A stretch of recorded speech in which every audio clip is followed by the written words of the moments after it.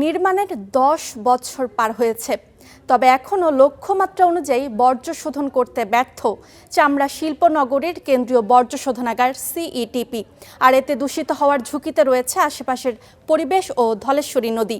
কুরবানির মৌসুমের চাপ সামলাতে সক্ষম নয় এই প্ল্যান্ট, তাই বিশেষজ্ঞরা জোর দিচ্ছেন সমন্বিত ও দীর্ঘমেয়াদী পরিকল্পনা বাস্তবায়নে।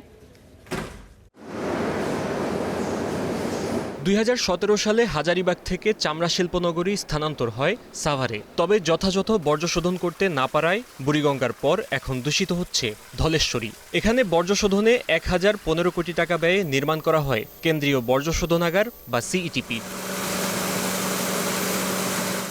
এর দৈনিক সক্ষমতা 25,000 ঘনমিটার হলেও শোধন করতে পারে মাত্র 14 থেকে 18,000 ঘনমিটার পর্যন্ত। যদিও কোরবানির মৌসুমে চাহিদা থাকে 40 থেকে 50,000 ঘনমিটার পর্যন্ত।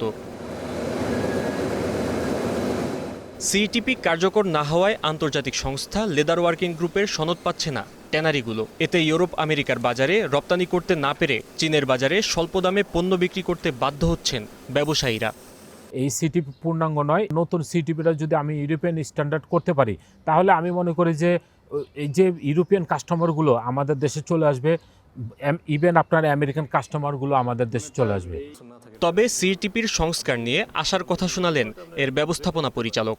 ক্রোমের লেভেলটা একটা সময় বছর দুয়েক আগে আমরা এটা ছিল 30-এর মতো, তারপরে 1.45 গত আগস্টে ছিল। আর অন্যান্য প্যারামিটারগুলো আমরা ধরেন যে প্রায় 70-80% পর্যন্ত আমরা ওই লেভেল পর্যন্ত কাজ করতে পারি আর কি। আর বাকিগুলো যদি আমরা রেকটিফিকেশন আপগ্রেডেশন হয়, বাকিগুলো আমরা ধরেন 100%-এর মধ্যে আমরা নিয়ে আসতে পারবো। চামড়া খাতের সংকটের পেছনে সমন্বিত পরিকল্পনার অভাব ও সরকারের ধীরগতিকে দায়ী করছেন বিশেষজ্ঞরা। চাইনিজরা সামহাও এটাকে করেছেন, একটা টেকনিক্যাল কমিটি করে আগামীকাল থেকে কাজ করলে এই সিইটিপিটা রেকটিফাই আপগ্রেড করে নিয়ে যাওয়া যাবে একটা জায়গাতে, এবং যারা ট্যানারির মালিকরা নিজেরা ইটিপি করতে আগ্রহী আছেন তাদেরকে আমরা যে কোনো মূল্যে ফাইন্যান্স করব, পলিসি তৈরি করা যাবে পরেও।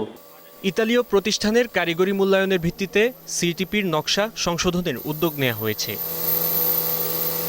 Fahim Yusuf, star news, Dhaka.